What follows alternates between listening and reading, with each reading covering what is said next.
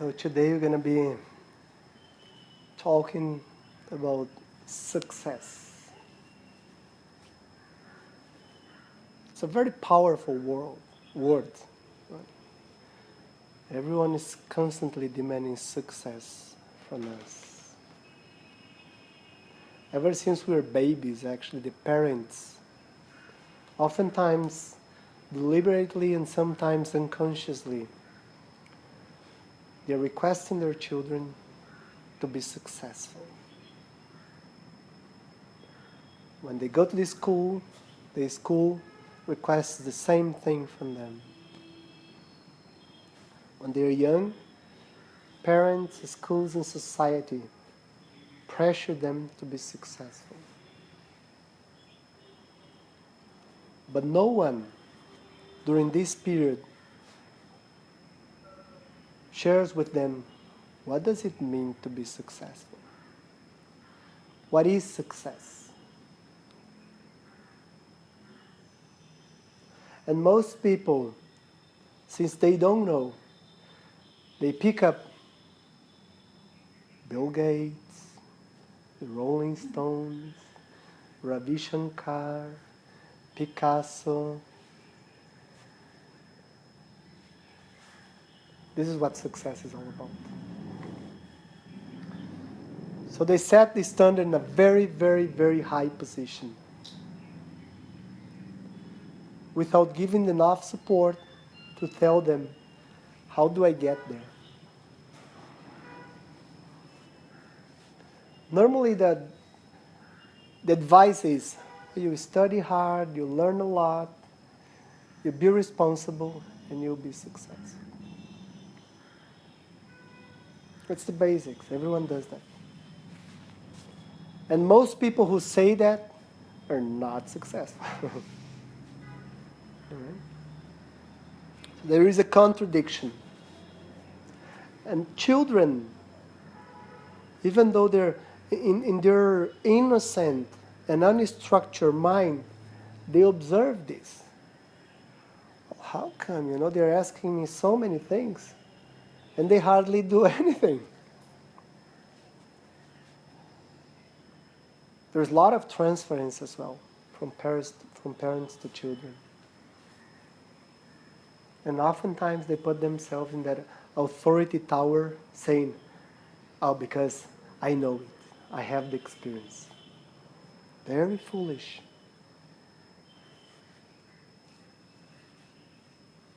It's not the best way.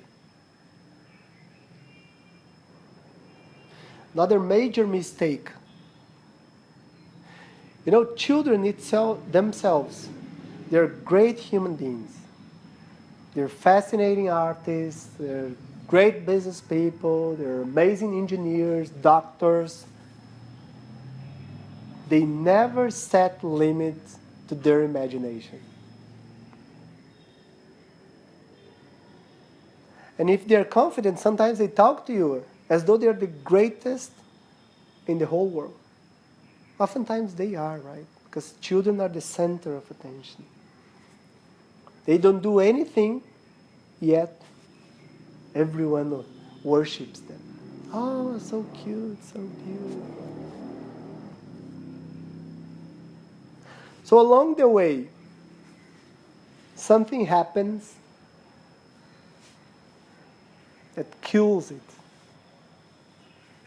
or substantially and wrongly impacts it, so that all those possible talents disappear, or they diminish substantially, decrease substantially.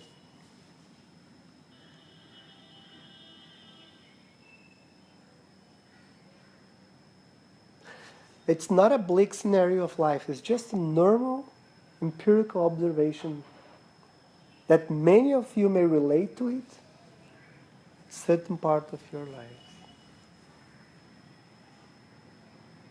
Either you felt it in your own existence, or you know someone who were exposed to the same situations. How many people you may know that everyone thought had a talent? Maybe for dancing, for music, for business, whatever. But the parents impose onto them to do something else from the beginning.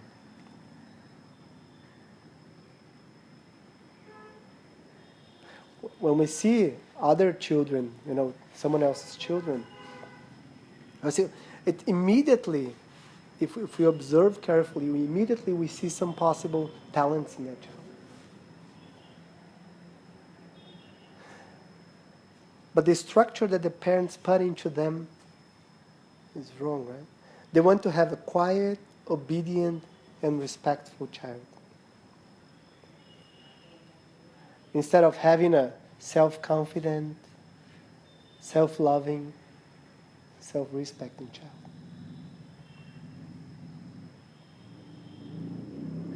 If you give enough attention and love to your children, all those things, obedience, respect, become natural. Why? Because love is natural. And then they will directly observe it. Yeah, this person is doing good to me. Consequently, I behave the same way.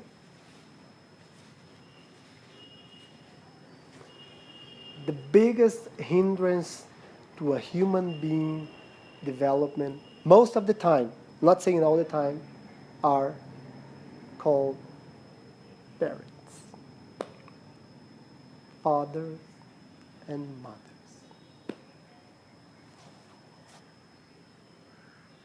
Why is that so? Well, simply because there is no such a thing as a school for parenting. Just have a baby and you learn as you go. It's trial and error. And in today's society where you have nuclear families, it's much tougher. In the past, or in certain parts of the world, you still have these joint families, or you have the family around. You can get some support system from the grandparents, from the uncles and aunts, and everyone else, You get some support. You have doubts, you ask them. But in a nuclear family, it's trial and error. So children are basically guinea pigs of ignorant parents. Ignorance in the sense that they don't know how to be parents. But the parents know, I want them to be successful.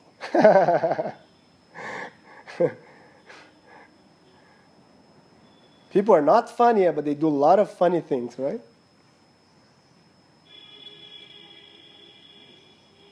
That's how we start the journey. Confused by the inconsistency, authoritarian behavior, absence, lack of attention.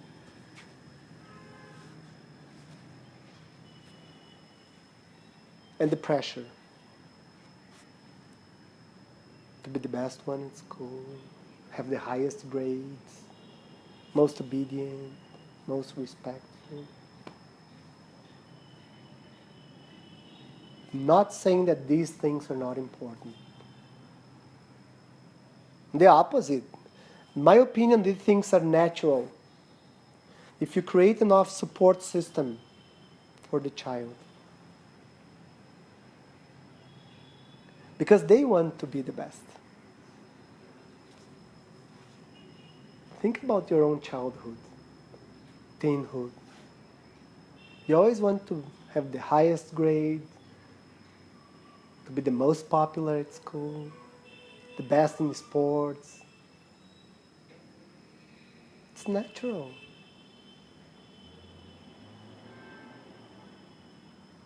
It's part of our nature. And there is nothing wrong about it. Actually, if you do it out of your inner desire, as a consequence of your own upbringing and your own growth, You even serve the inspiration to your classmates and peers and friends. And it's really good for the self-esteem. Amazingly good, actually.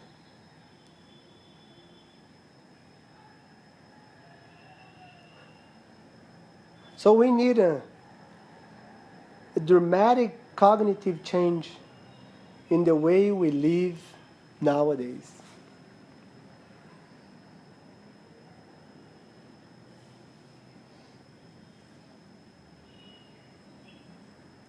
Because most of us are facing the tremendous challenge of modern society. Overpopulated world, resources are being depleted, pollution, wars, unemployment. And in order to face these challenges, if we don't have a very solid and integrated self-esteem, self-respect, and self-love, the first storm that appears on our way puts us into a lethargic state of being. We don't know how to react to the challenge of life.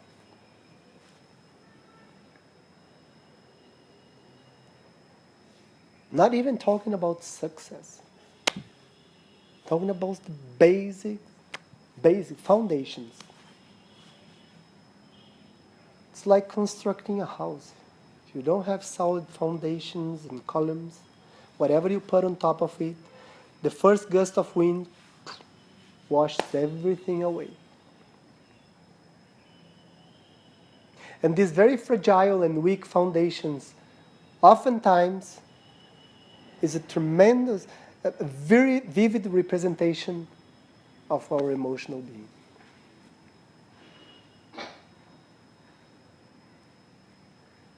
We gotta strengthen it.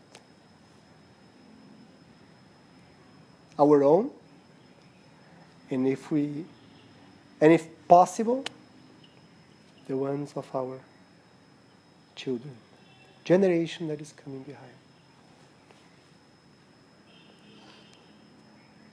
It's the basic contribution required from a parent. I've seen so many examples of, there are a lot of schools nowadays with some broader and more humane approach to learning, where they consider each child as a separate individual, with their own talents, with their own aspirations, with their own weaknesses. And consequently, they look at each one individually and try to use whatever strength they have in order to give them more courage, self-respect, so that they can manifest it fully. It's amazing, these schools. I've visited some of them. I've seen children that attend these schools.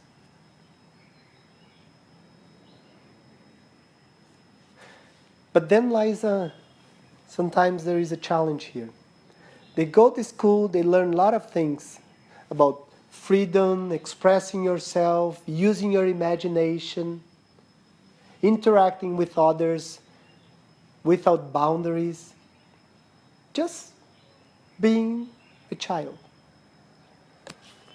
Then they go home,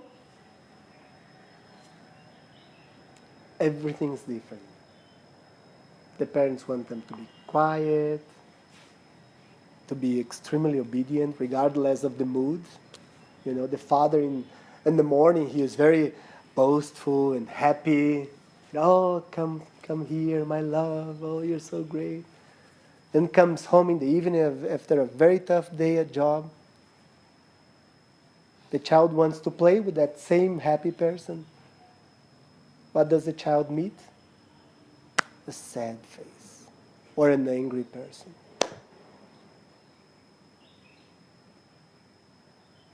What do you want? Oh, you're always around here. Inconsistency.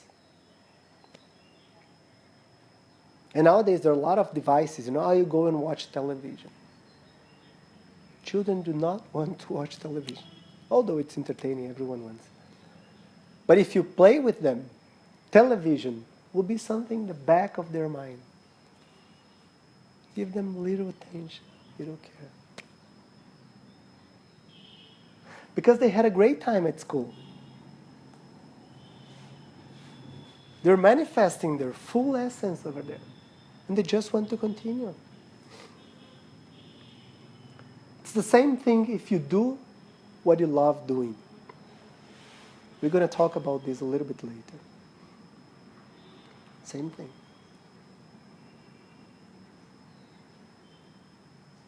It's not work then. It's just a leisure time doing what you want to do and getting paid for that.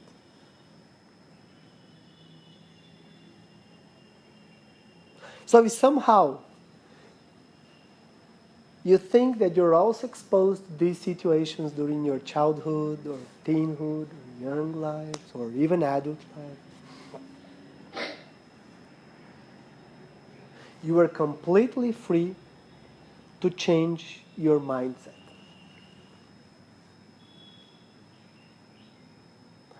And that's exactly what we did during the visualization, during the meditation. Inside of the box, trapped,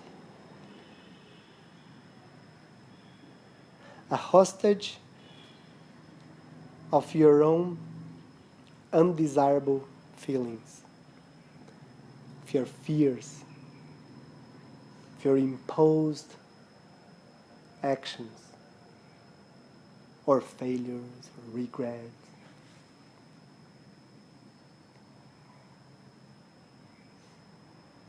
But this box,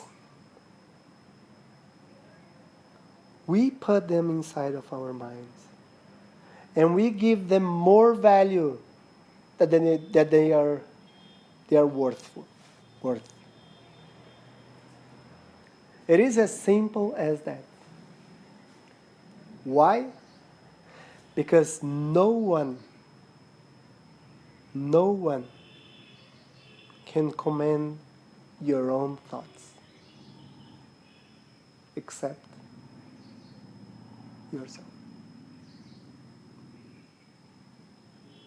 So why would you entrap yourself in a box that hinders the expression of your own nature?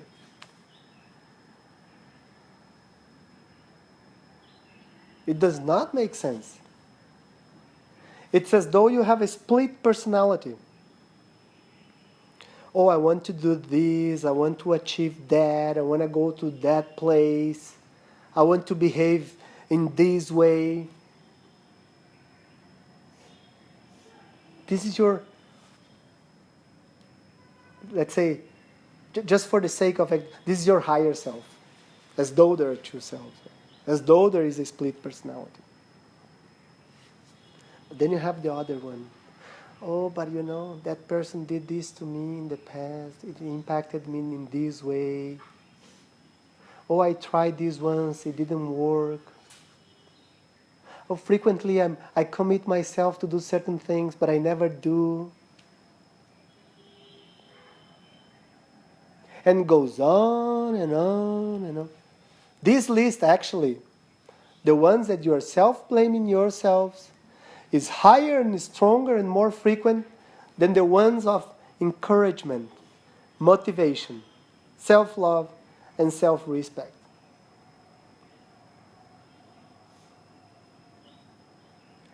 Definitely, it's not good. It has got to stop if you want to have at least a decent life. Express the minimum of your own nature.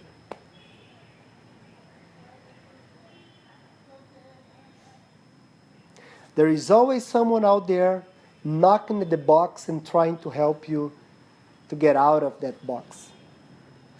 Dark, filthy, horrifying box that we invent. And if there is no one around to help you, you can knock it down and get out of there.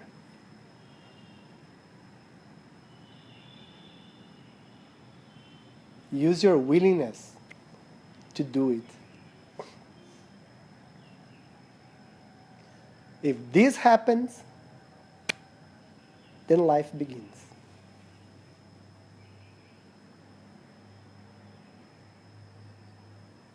Life begins. It's very important, this phrase.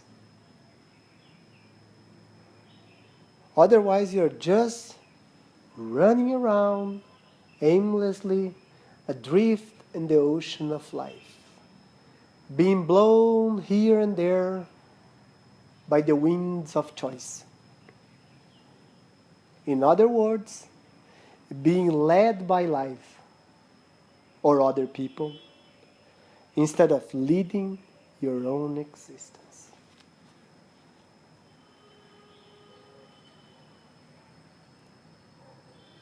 We have to think that way, and we have to educate our children to have this as the minimum knowledge they will have for their lives. This is called education.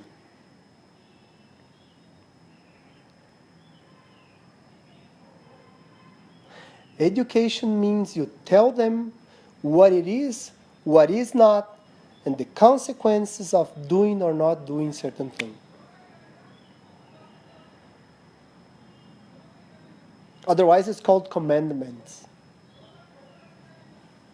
Someone went to a mountain, heard some words, allegedly from God, and you have to blindly obey that. It's not part of our infrastructure to blindly obey anyone.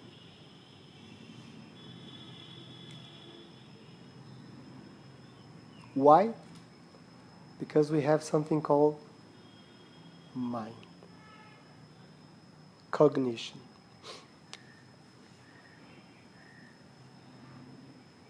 I spoke in one of the previous public talks on the structure of the mind. What are the parts of the mind, how it works, and how can we use it to leverage our own existence.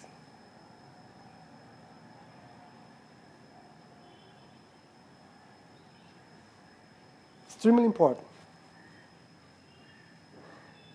And if we were somehow wrongly educated about the basics of existence, we have the opportunity of turning around and start leading our lives in a more deliberate way, instead of mechanically repeating the same routine every single day, expecting a different result.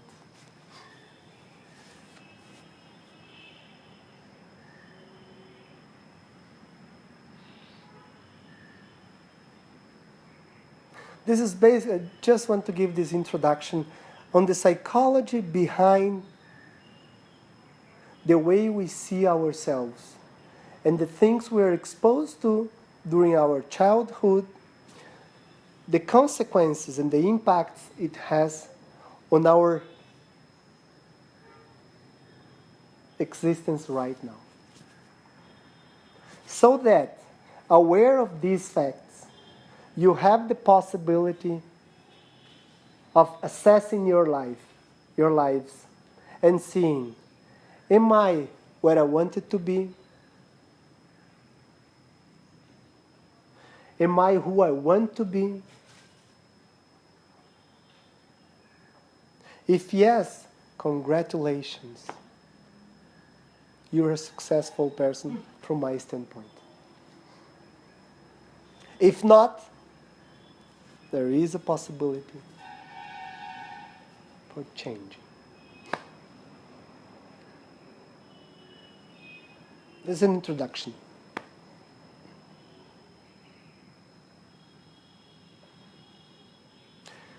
And I mentioned we have intelligence, which is part of our personality. We actually have three basic aspects of our personalities. As though we are three different beings. We are not three different beings. We're one integrated one. The basic one is manifested during our childhood. The experiencer. The one who experiences life, experiences things and situation. Like a child. Completely depend, right after birth, experiencing things. Instinctively. Experience means your instinct. Experience taste, experience sight, feeling, smelling, hearing. No deliberately volition towards anything. It's like sitting down and watching a movie. What willingness you have on it? Nothing. You sit, relax, you close your eyes, and you watch. Then we have the doer, which requires from us some volition, to put some effort, to think and consider the possibilities and choose a path of action. We'll do something. So we have the experiencer and we have the doer. And then as we grow, it opens up, which I believe to be the most interesting part of our personality, the learner. The one who learns. The one who seeks out knowledge. The one who tries to understand things around. And if I was to grade them, perhaps no, these would be in the highest point. And I will explain to you why.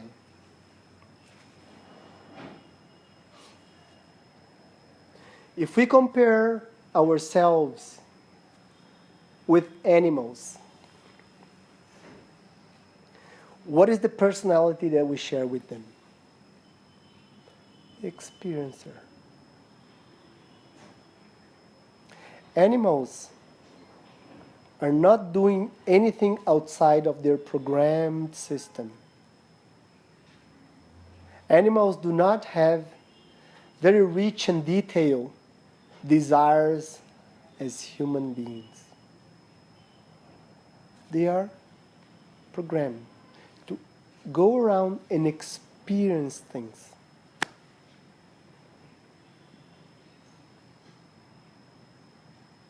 Just experiences.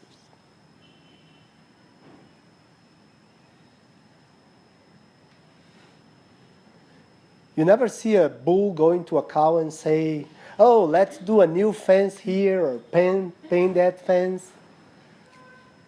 Just go around. Your experiences. So if we spend our entire lives just experiencing things, logically the conclusion is we are as good as. I leave it blank for you to fill it up.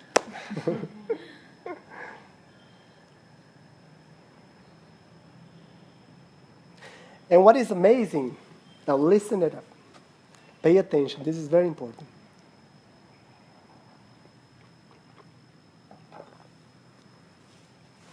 We have the doer, but we have the learner. And we're discussing about success. Everything is related to success. That's the main recurring theme we are discussing today. We have to go to school, right? Our parents try to put us in the best possible school, according to their own ideas what is best. Which is interesting. I've seen many children that their parents, I spoke with them, spoke with the parents had one idea of bad school and they had another idea of best school. So there begins the whole authoritarian approach. It's best from the parents' perspective. Even the course they have to choose comes from the parents' perspective. So they go to school, and what is the purpose? To educate them, to qualify them, to give them the best skills, so that they can go out there and get what? The best paid jobs. To do what? To buy the nicest things, like we see all around us here. Nothing against it, it's really good. So that we can experience the best of life. Most comfortable house, most inspiring and beautiful vacation, best clothes, nicest brands. To do what? To experience things.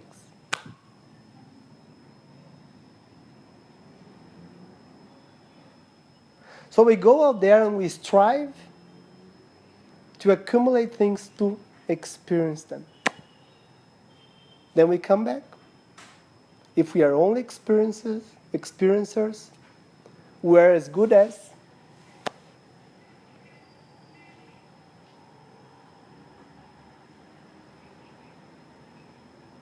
So this is the cognition we have to understand. Because if we understand these small things, there is a chance we're going to reorient, redirect our lives.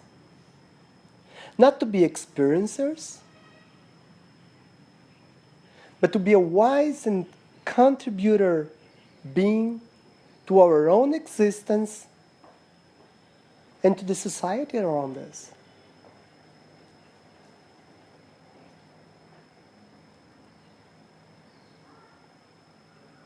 Action without understanding is as good as not doing it.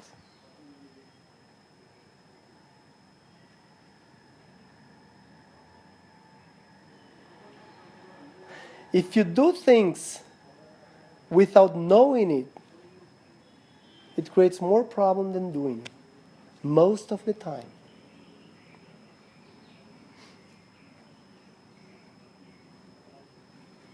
So if you look at these three personalities of ours, the experiencer, the doer, and the learner, what is our approach? Reduce the experiencer. We educate the learner so that the doer can use his discernment to do what is appropriate in the right time. That's intelligently living. To do the right thing at the right time. Because life is dynamic, always changing. That's why life requires flexibility, and flexibility only comes from understanding, from openness, from knowledge, from getting rid of our rigid way of thinking, tightly closed concepts about life.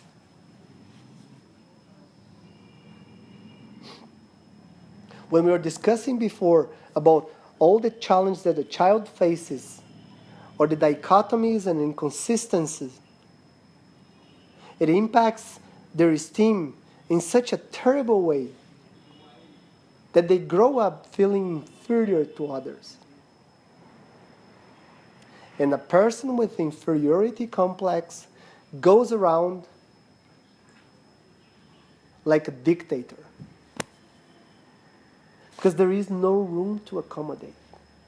Accommodate things, accommodate others, accommodate differences, accommodate change of opinions, accommodate different scenarios.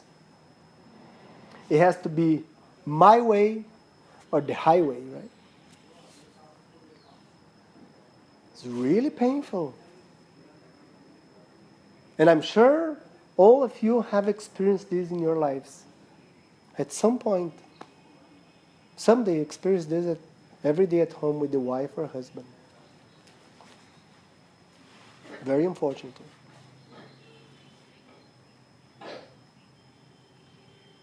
So you gotta educate this doer. Open. Life is much easier and simpler than we think. We don't need to be right all the time.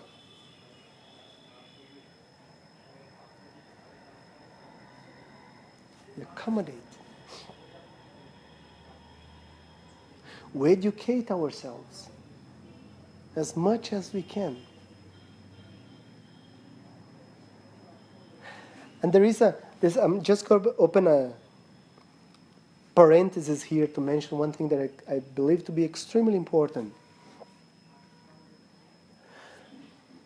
The existing educational system in the world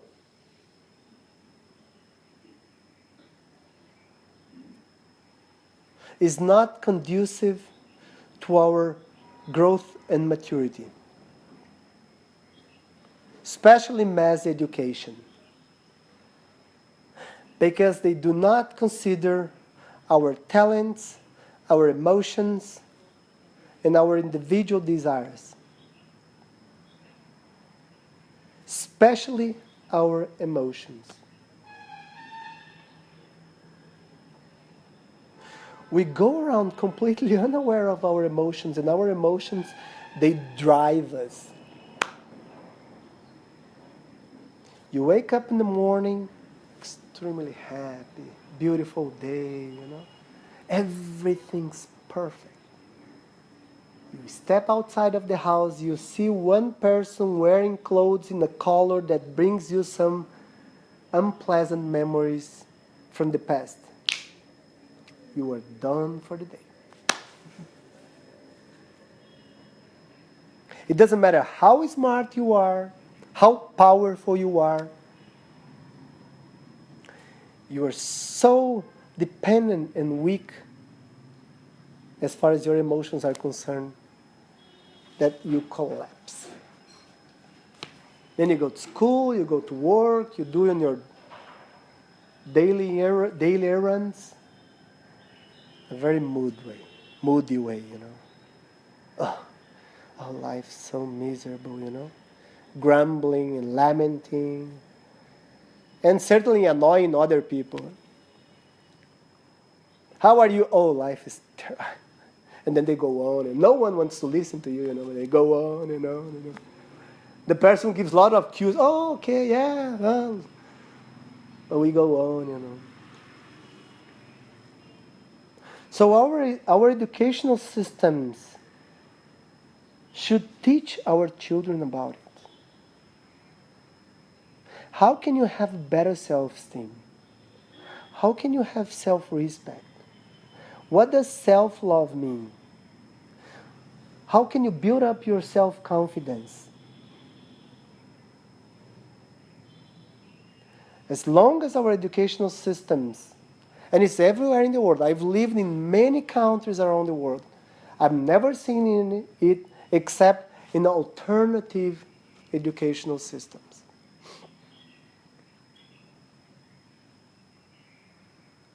And if schools are not doing it, the family has got to do it. But if the family was to do it, the parents should know about it.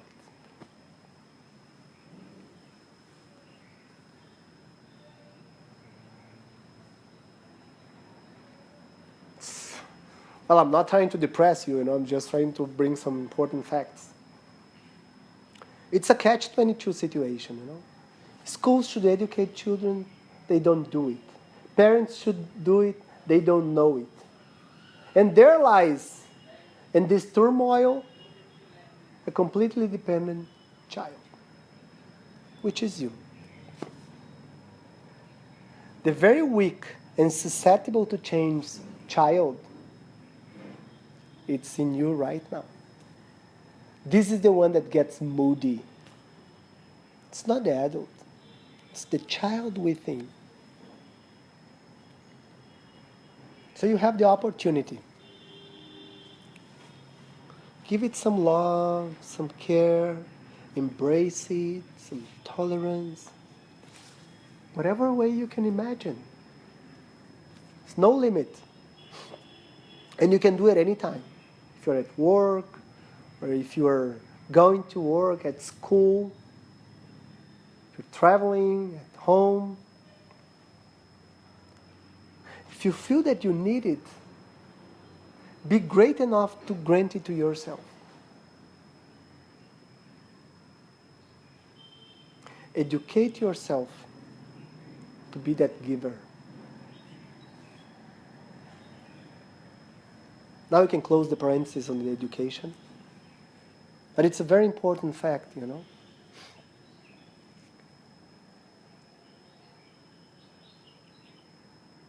So that the learner would have a broader perspective in life.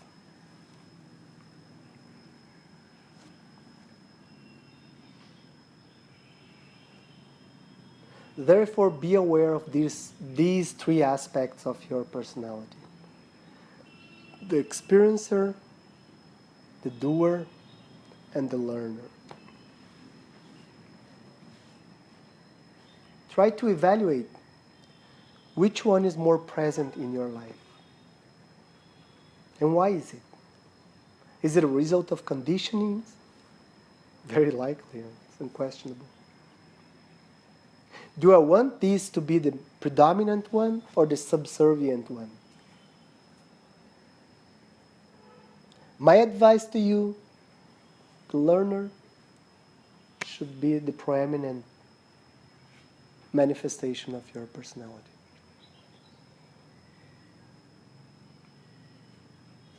Because the wiser you are,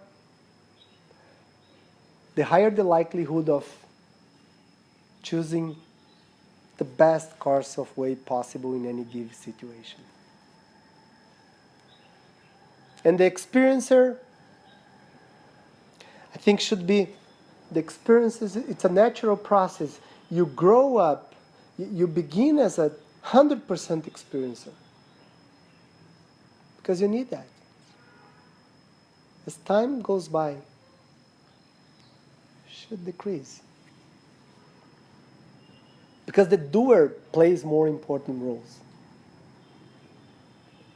An experience is a taker, always demanding, always craving.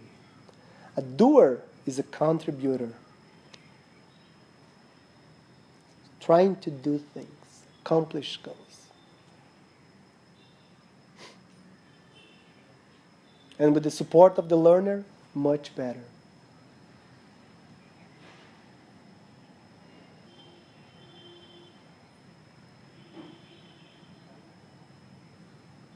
And now I'm going to share with you some important parts, aspects, or attributes that will help you to be successful in your lives, in whatever you choose.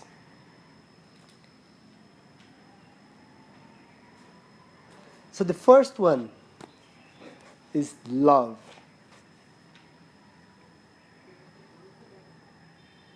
And what does love mean? And here I'm talking from a very practical, very pragmatic, down-to-earth approach towards life.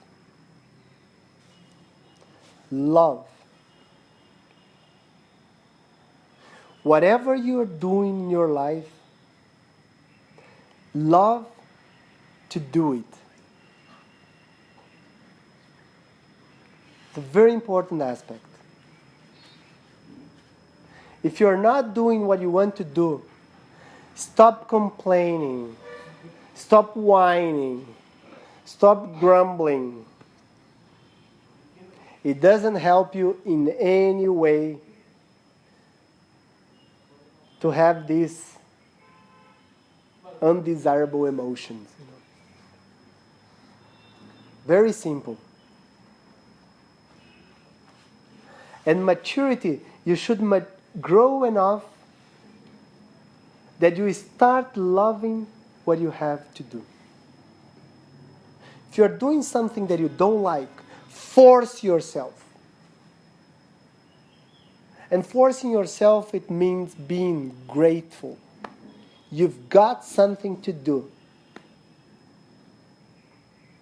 It's tremendously better than being at home and doing nothing and annoying other people's lives.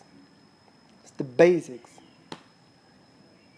Now, the question is, if I'm not doing what I want to do, what can I do?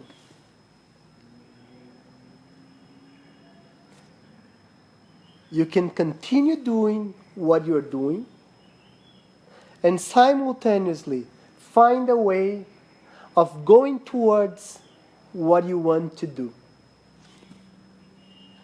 Aware of the fact that what you want to do is going to change. When you're 12 years old, what you want to do with your life is completely different than what you want to do when you're 20 years old. When you are 30 years old, when you're 50 years old, when you're 60 years old. Because life is dynamic. Our desires are very fleeting and transient.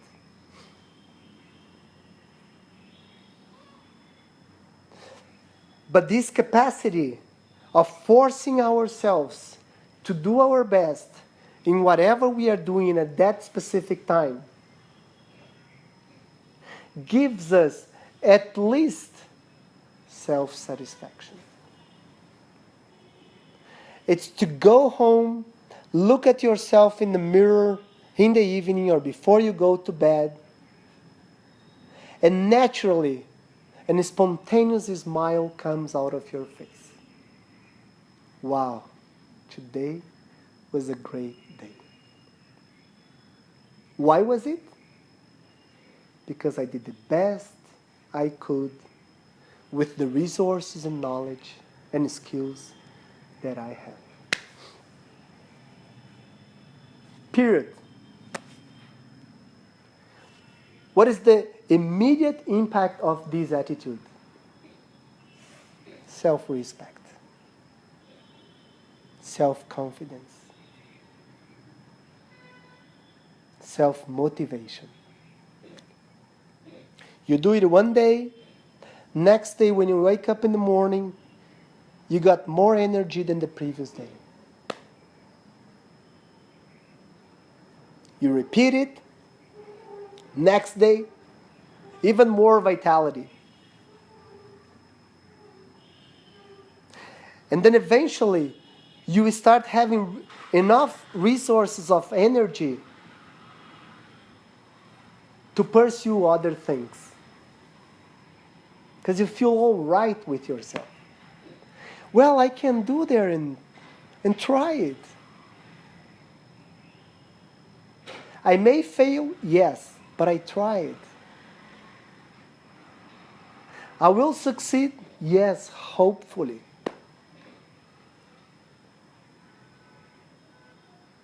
Meanwhile, you can start creating a support system. Support system oftentimes is family and friends, right? It should always be wife and husband if you're married. It's the minimum support system. If you don't get that support, you should review your choice.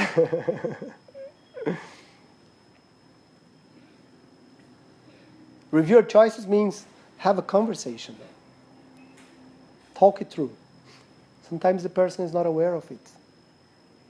That's why communication is the basics of any relationship. Because you also change as time goes by, right? Requires a lot of tolerance, accommodation. We were discussing about this the other day, right?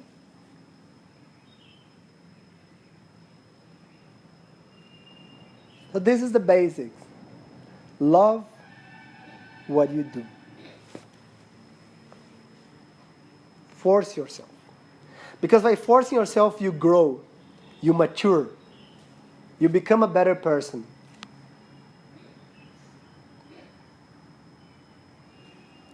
Otherwise, you remain the same, No change. It's a waste of life. Oh, I'm the same person I was 20 years ago. Well, don't judge the person, but you can look, wow. Good luck next life then. If you believe in that.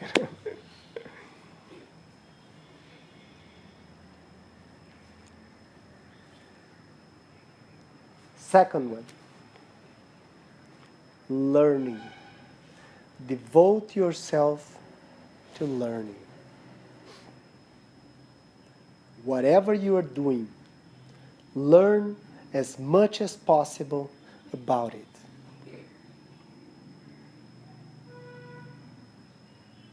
You have to be all over as far as knowledge is concerned. Then working will never be boring. Because you're always learning. And there is always something else to learn. About the tools you use, about the role you're playing.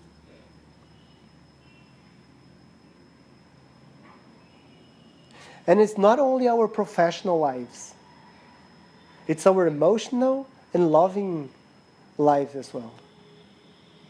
You can learn how to be a son, a daughter, a husband and a wife, father and a mother. We discussed before, a few minutes ago, most parents, they don't know anything about parenting.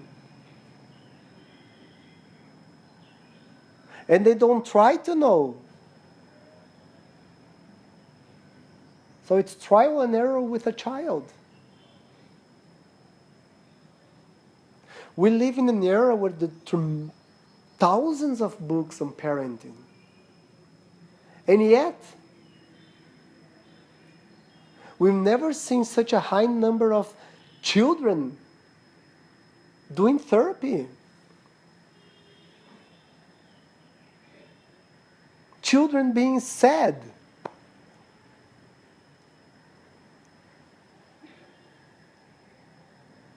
I get amazed nowadays, when I meet some young people, and they're going to the university, and they say they are sad. It doesn't get into my mind, this fact. When I was at the university, I had the best time of my life. Wildest, probably, but the best time. You are free, You're all over. There are no limits. You think you're on top of the world. You have solution for everything. Why? Because you want to learn. And you live in an environment which is extremely conducive for that. You have friends you study business, you have friends from medicine, from law, from engineering, from design. You're always learning because each one are sharing their experiences. You don't have time to be depressed, for God's sake.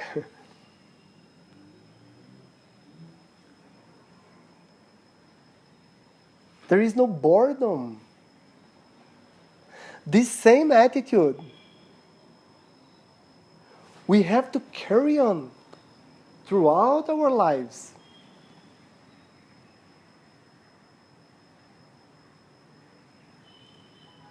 If we are working, as we were saying before, and we're not doing what we want to do, learn about it. Transform this into an interesting task.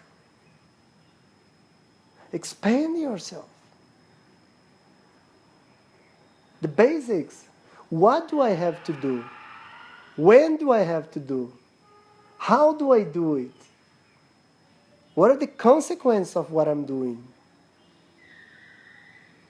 If you do that, going to work, going to the university, or going around doing whatever you have to do, it's always interesting. There is no such a thing as, oh, I'm going to go to work today. Routine disappears. And the possibilities for learning are endless. Endless. Especially in a very complex world. At work, we're managers, we're managed by people, we interact with competitors, we fall into a legal system, tax system, economic system, political system.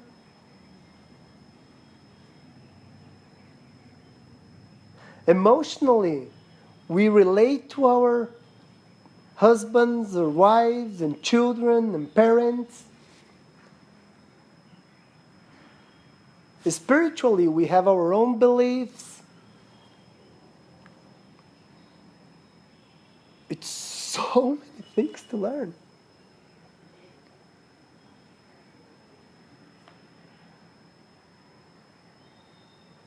That's why I can't think how people get depressed. Of course, I understand why it happens. Consistently wrong thinking leads to depression. Because if you don't think, you don't get depressed. It's thinking, brooding about the same problem over and over and over. Boom. Sinks into a dark room of lethargy.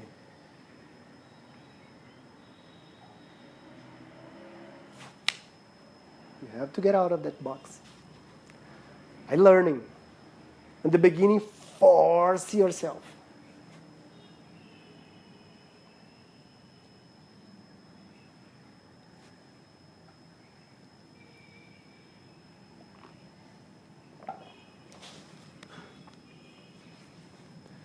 So the first one, love what you do. Second, learn about what you're doing or what you want to do or all the things that you do in your life, all the roles that you play in your life. Try to broaden your perspective.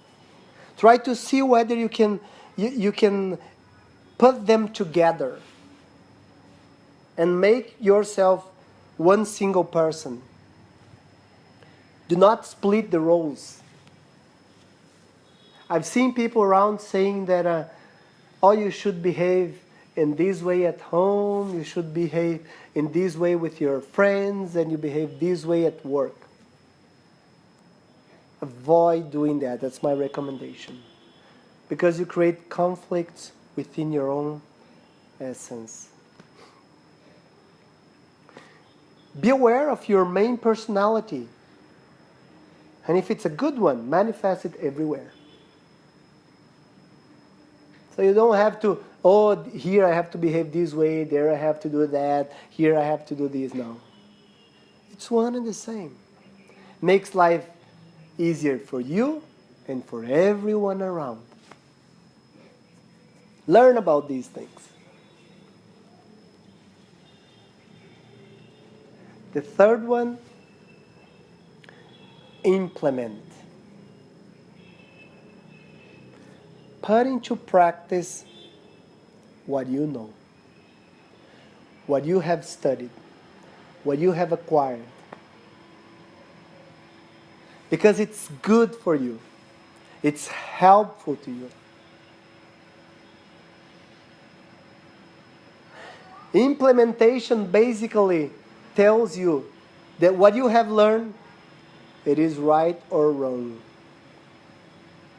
Some people say, oh, this is theoretical knowledge and this is practice, right? When you get into companies right after you graduate, many people come with these foolish thoughts to you. Oh, you just know theoretical knowledge. Yeah, but this is knowledge. Reality only proves or disproves that what you know is right or wrong. So put into practice that. Very important. Actually, many times, accidents and desires, they happen because the person who knows and the person who is doing are not the same. In other words, what the person was supposed to do, he knew he was supposed to do, he didn't do because of sheer laziness. Not implementing what he knew. Train accident. Every single day he goes there, he changes the switch so the track goes the other way. It becomes a routine. Boring because he doesn't want to learn from that experience that he knows about it. And then he neglects the basics. Didn't change the switch, didn't move the track. If you go to the root cause of all the problems in life, when people start analyzing, what was it? Human error. Right? Even machines, when you program machines and something goes wrong, it's because somewhere, someone down the line missed something. So there has to be a congruence, a convergence of the knower and the doer. They have to be the same. All the time. If you learn about psychology, if you want to learn about spirituality, if you learn about financial investment, if you learn about taxes, if you want about import, export, how to build up, whatever you're doing, have a furniture shop, be a designer, be a doctor, put into practice as much as you can. Implement it. Oh no, I'm not going to do it because I don't like that person. Everyone knows that being kind and respectful, it's a great thing. Why? Because we like that others treat us in this way. However, sometimes, deliberately, we omit this behavior towards other people. And at the end of the day, we are harming no one else but ourselves. And what does that mean? We are not implementing what we have learned. And it creates a conflict.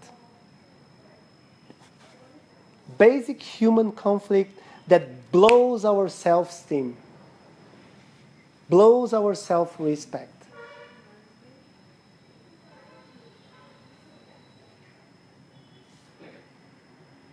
We split ourselves and scatter ourselves all over, and then we try to put the pieces together.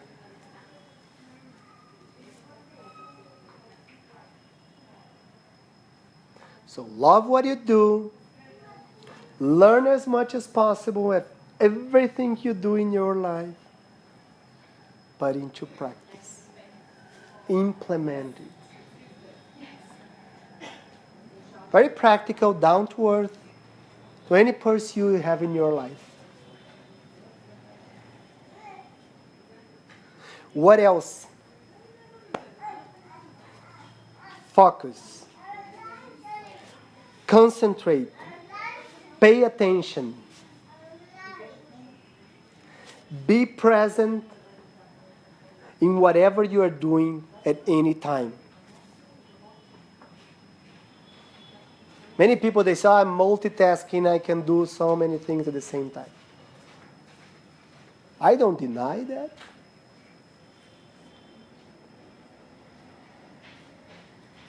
But you're not putting 100% of your attention into that task at that time.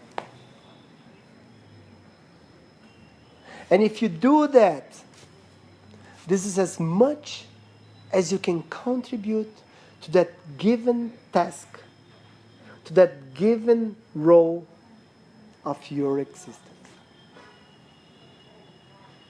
There's nothing else than giving 100% of yourself.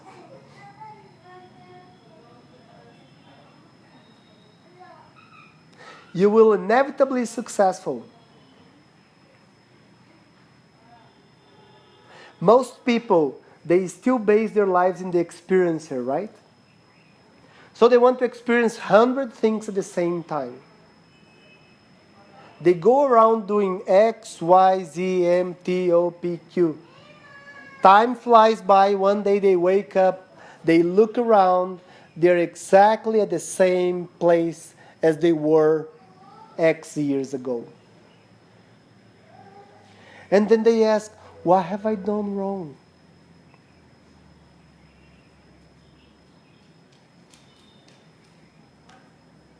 They didn't focus.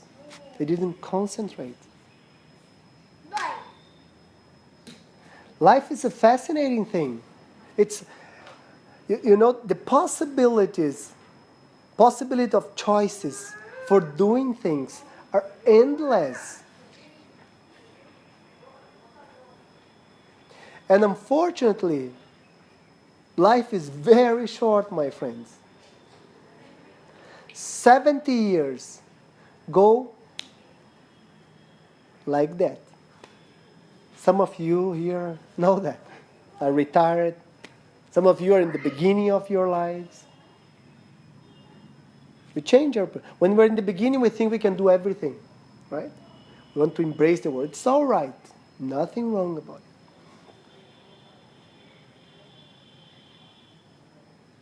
Once we start growing, we realize, well, perhaps it's not that way, you know. That's why we change.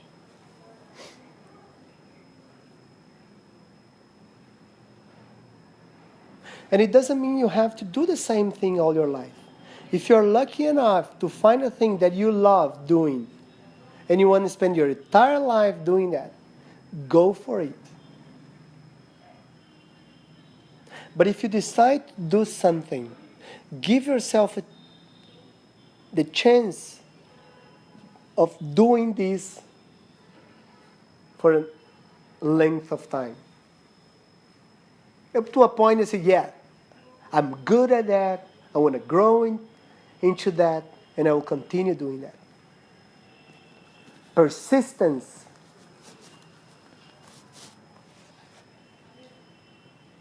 The Veda says that whatever you do for 12 years in a row, you'll become a master of that. Only 12 years.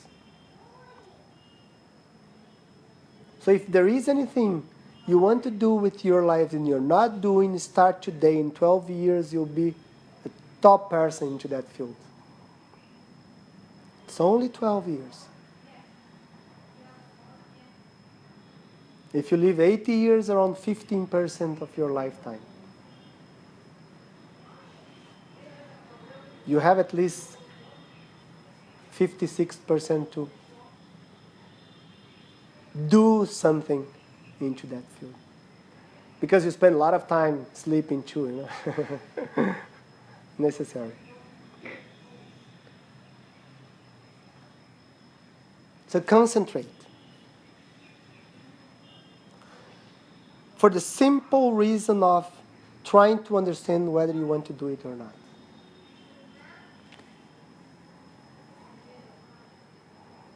So first you love, then you learn to love, right? Force yourself to love. Or if it naturally comes out of you as love, it's the best you can have in your life. The best. Drop everything else and go for it. With your full heart.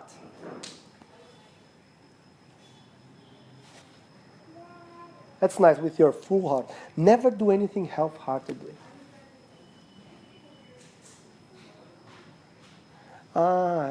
Today I don't feel like doing that, you know. Oh, I have to do this. This is ungratefulness, in my opinion.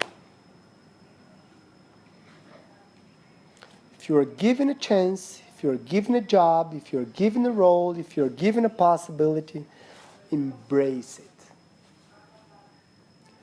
Fully, completely. Be there. At least you're great.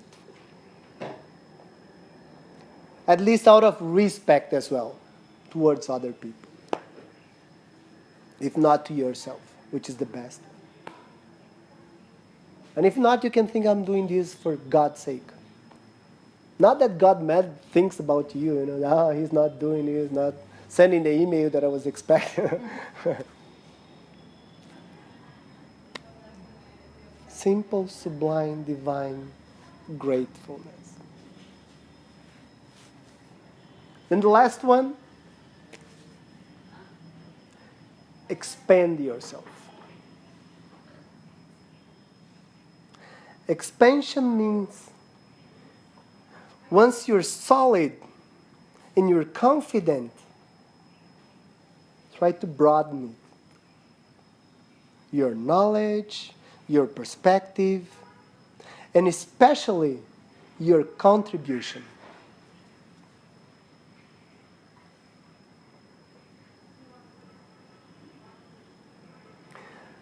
Because we are born as basic takers, grabbers. When we are children, we completely depend on other people. We're consumers. But once we grow, we can become contributors. And in order to become a contributor, you have to expand yourself. You have to abandon that little selfish, miser, egocentric self, which is always dissatisfied.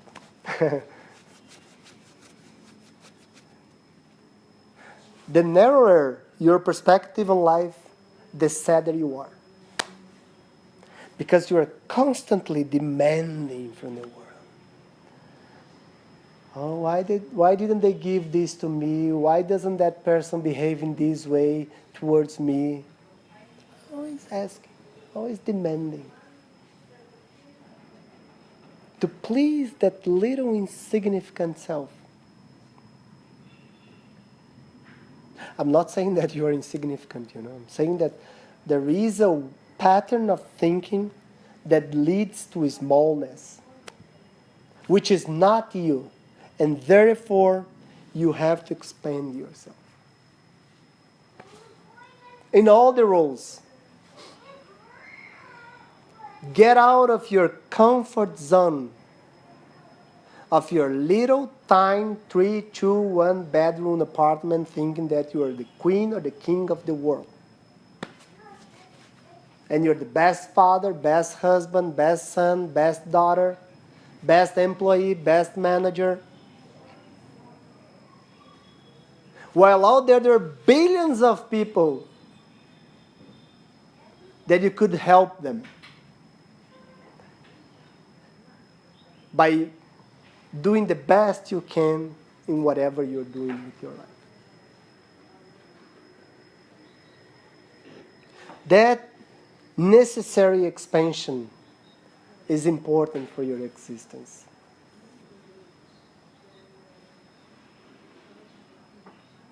You go out there and you show yourself, hey, I'm here to help. I'm here to contribute. Do I know everything? Certainly not. Am I willing to learn? Definitely. Can you trust on me? Yes, you can.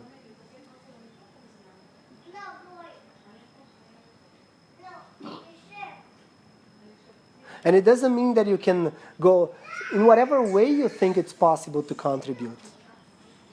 That's the beauty of life. You can contribute with your knowledge, with your time, with your money, with your knowledge, teaching, educating, sharing. Some people, they are hard workers, they do not have time to give time to other people. But they have resources and they help people with their resources. Meanwhile, if you love what you do, if you learn as much as possible, if you put into practice what you have to do, what you have learned, if you concentrate into any given time, even if you're doing the dishes at home, be there doing the dishes. Talking to your spouse, be there. Talking to your children, be there. To your employees, to your friends, be there. Oftentimes I see parents, the husband is talking to the wife and the wife is somewhere in the wilderness and vice versa. Sometimes they go into this when you have these monosyllabic dialogues, you understand everything. Oh, honey, oh yeah. Yeah. So the person is not even there. Right? Be there, concentrate, and then grow out of it. And by growing, you mature. You become a better person. And these, my friends, is the basics for success.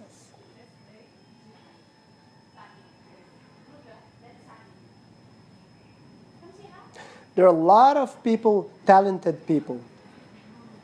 I've lived enough to see a lot of talent being wasted. I've also lived enough to see a lot of discipline and persistence be rewarded.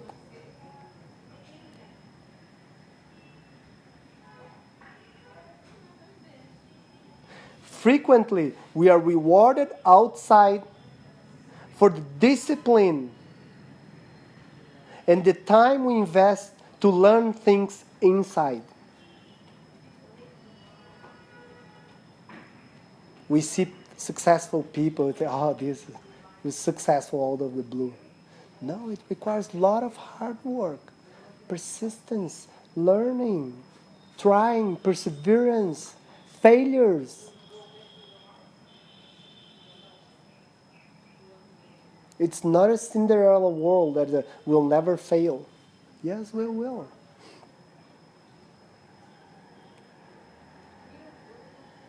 But if in our mindset we say, regardless of the possible setbacks, I'll keep on walking, I'll keep on walking, keep on going. As I said before, it's a very complex and competitive world. We have to strive to do our best all the time for our own sake. Things that sometimes we're in a bad mood doing or brooding or complaining about it, someone else will do it for half of the price or at least for free. We have to be aware of these two.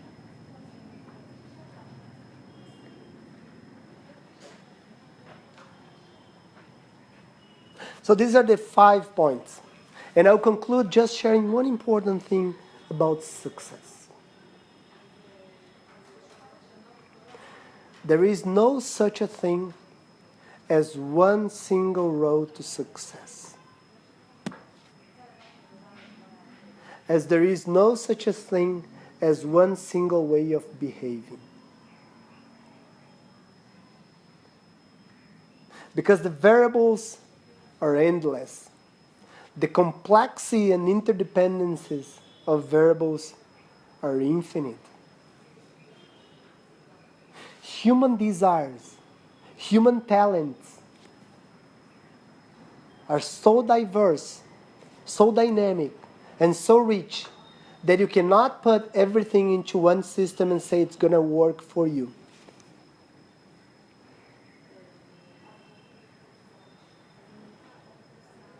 So if for some reason you've been led towards that way of thinking, and you reach the point in your life that you say, well, it's not what I wanted for me, get out of that way. Go back home and do the homework. And what is the homework? What are my talents? What am I good at? What I don't want to do with my life? What should I do in order to fully express and manifest my talents, my gifts, or my desires? And start working on it. At the same time, do an exercise and see, what does success mean to you?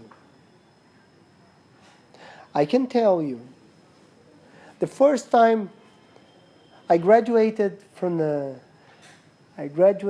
business school in Brazil.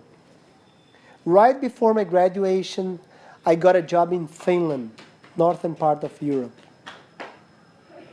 And I was hardworking, very ambitious young boy at that time. And my way of seeing life, I thought that everyone within the organization wanted to be a manager, a director, a vice president, and a CEO. Few years later, I realized what was crystal clear. Not everyone wants to be a manager. They don't have the willingness, but they're still very good and professional and hardworking people. They want to spend more time with their families. They want to spend more time with their hobbies. And if you know it and you make a conscious decision, you're a successful person. Because you are leading your life instead of being led by whatever the system or the outside world is trying to impose onto you. That is success. And another important thing, success in one area of your life does not justify failure in another one. That's why expansion. I mentioned expansion.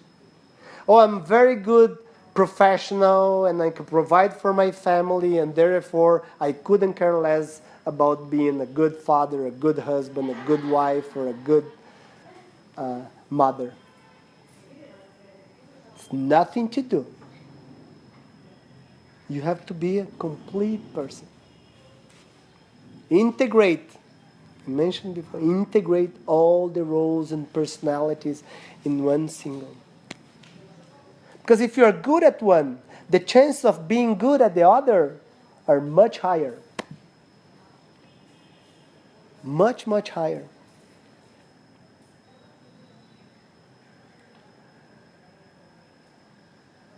That's what is success. It's to know what you want, to be aware of all the roles that you play in your life, to understand the three, the experiencer, the doer, and the learner parts of your personality. How can you use these to leverage your growth and your maturity? And then go out there and do your best with your love, with gratitude, and tolerance and acceptance, which is very good.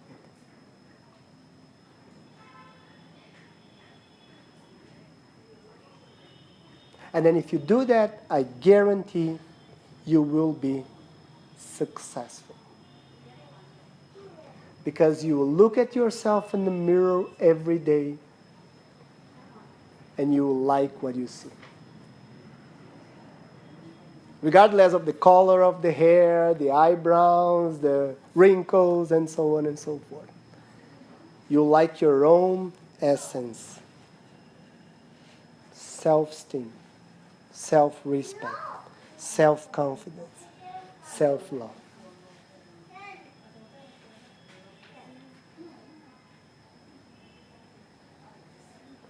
It's been a privilege being here with you. I thank you for being here. And now if you have some questions, I'll do my best to try to answer them. Thank you very much. Thanks.